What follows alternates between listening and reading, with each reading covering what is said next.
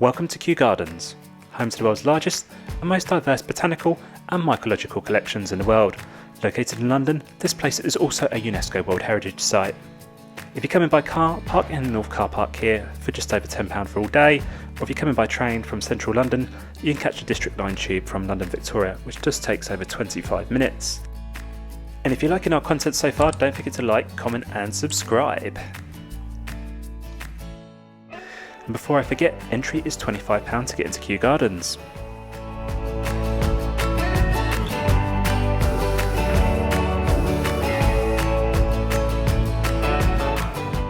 The first stop around the place today is Kew Palace, which is the smallest royal palace in Britain. It's one of the hidden gems inside the Royal Botanic Gardens here at Kew. This place was also home to King George III and Queen Charlotte. Queen Charlotte often used this place as a family retreat away from central London. As you expect, the interior is very grand inside. Accompanying the palace, you have some lovely courtyard gardens with some beautiful plants to see.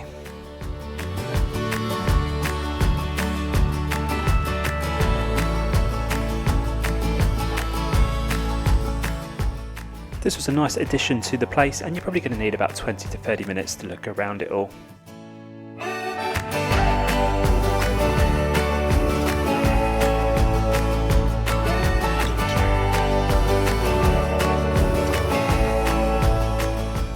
Another great place I recommend checking out if you are nearby and have another day in London is Richmond Park.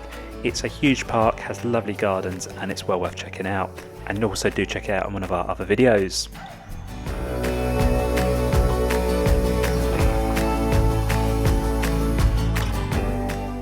After this, we headed to the Orangery, which does some really great food here. The fish main meal we had was around £18, so if you're looking for a budget day out, do bring your own food.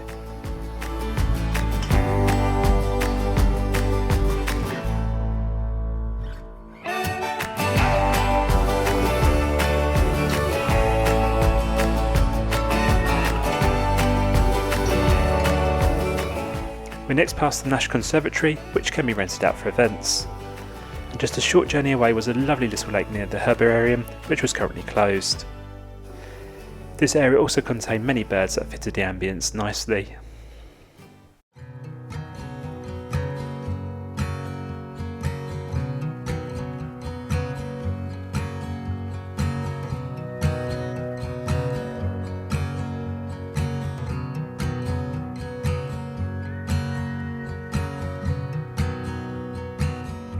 The path next took us along past some lovely wisteria, which is becoming really popular in the UK.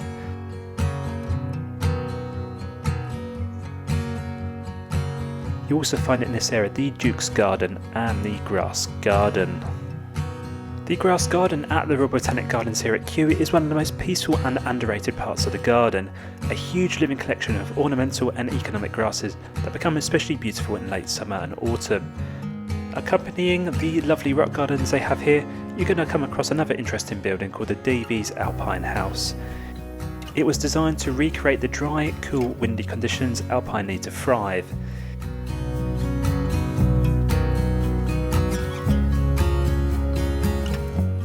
If you do like our travel content, don't forget to like, comment or subscribe.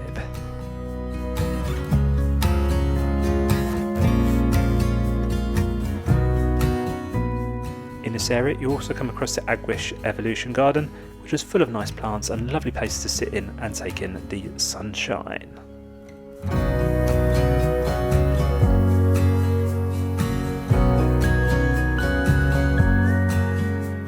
What do you guys think of Kew Gardens so far? Let us know in the comments below.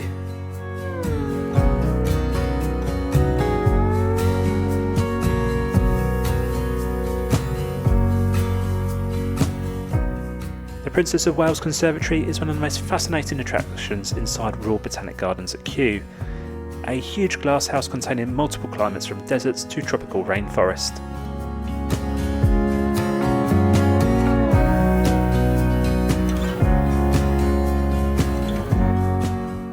The conservatory contains 10 computer-controlled climate zones, desert landscapes with cacti and succulents, tropical rainforest selections, carnivorous plants, rare orchids and bromeliads, aquatic plants and giant water lilies. Visitors often describe it as feeling like walking through different countries under one roof.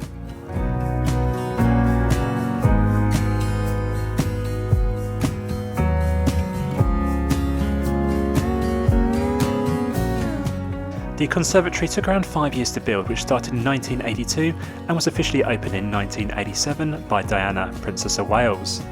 Another really cool fact about this place is Sir David Attenborough buried a time capsule underneath the conservatory in 1985.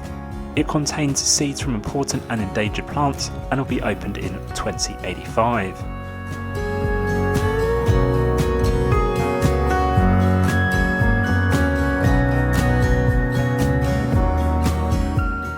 Another great place to walk here was the Great Broad Walk Borders, which stretched around 320 metres and was a lovely place to walk down.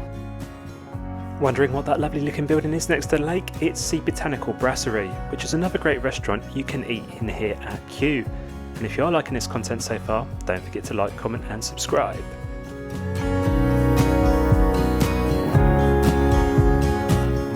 We next headed over to the Palm House. The Palm House is one of the most famous and beautiful glass houses in the world, a giant Victorian rainforest inside Royal Botanic Gardens. Built in the 1840s, it was the first glass house ever constructed on this scale and became a masterpiece of Victorian engineering.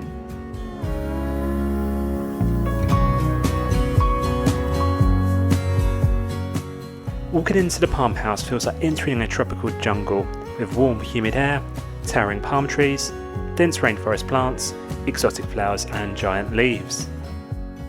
The glasshouse recreates climates from tropical regions around the world. Many species inside are now endangered or extinct in the wild. One famous example is the Madagascar periwinkle, which is now used in cancer treatments.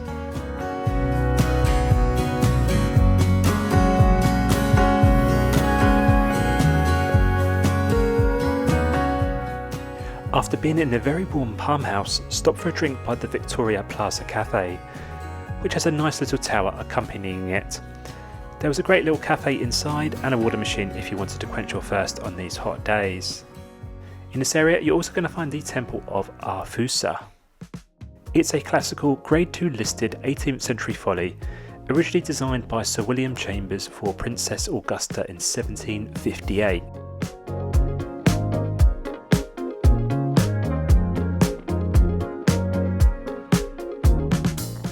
The Temperate House at Royal Botanic Gardens in Kew is the world's largest surviving Victorian glasshouse.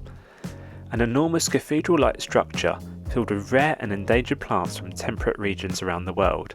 It opened in 1863 and was designed by legendary Victorian architect Decimus Burton and engineer Richard Turner. It covers around 4,880 square metres and contains around 15,000 panes of glass. It's twice the size of Kew's Palm House, and many visitors describe it as a cathedral of plants.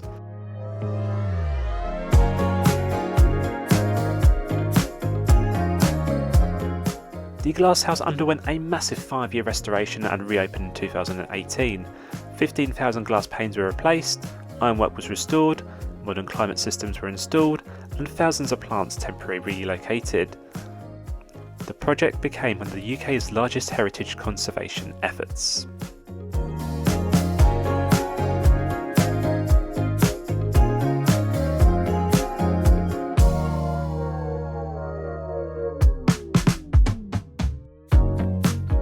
Following the walking route along, we next head to the Great Pagoda. So the Great Pagoda is one of the most iconic landmarks inside Royal Botanic Gardens here at Kew, a towering 18th century structure inspired by Chinese architecture that offers some of the best panoramic views in London. Built in 1762, it stands around 50 metres or 163 feet tall and remains one of Europe's finest surviving examples of Chinese architecture. The tower does have an additional entrance fee, which is £4.50. There is no lift here, so you have to climb the 253 steps to get to the top of the building. And from the top of this place, you're going to see central London skyline, Wembley Stadium, Heathrow flight paths, Kew Gardens from above, and on very clear days, even St Paul's Cathedral. At the time, it was considered one of the most extraordinary buildings in Britain, and it offered one of London's earliest skyline viewpoints. Originally, the roofs were decorated with 80 colourful dragons. For centuries, people believed the dragons were made of gold and sold to pay off royal gambling debts. But historians now think the original wooden dragons simply rotted away over time. But during the major 2018 restoration, all 80 dragons were recreated.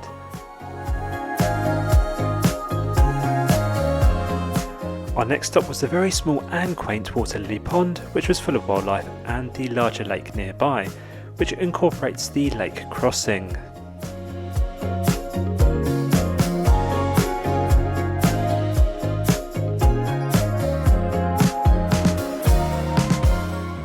What do you guys think of Kew Gardens so far? Let us know in the comments below.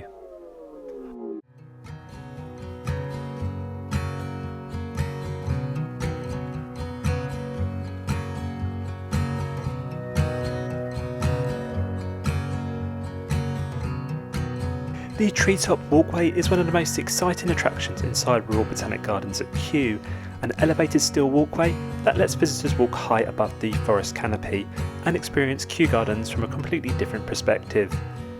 It opened in 2008 and the structure rises 18 metres or around 59 feet above the ground and stretches for around 200 metres through the treetops. Walking on the Treetop Walkway feels a bit like floating through the forest canopy. You can see the trees at eye level, birds and squirrels nearby, wide panoramic views across Kew Gardens, and gentle movement underfoot as the structure sways slightly in the wind. The Hive is one of the most unique and futuristic attractions at the Royal Botanic Gardens at Kew, a giant immersive art installation that lets visitors experience the world from a bee's perspective. Standing 17 metres tall, this structure combines architecture, science, sound, light, conservation into one unforgettable experience. Next to it you're going to find the Carbon Garden, which had a giant mushroom as an art feature, and it was a really cool area to see.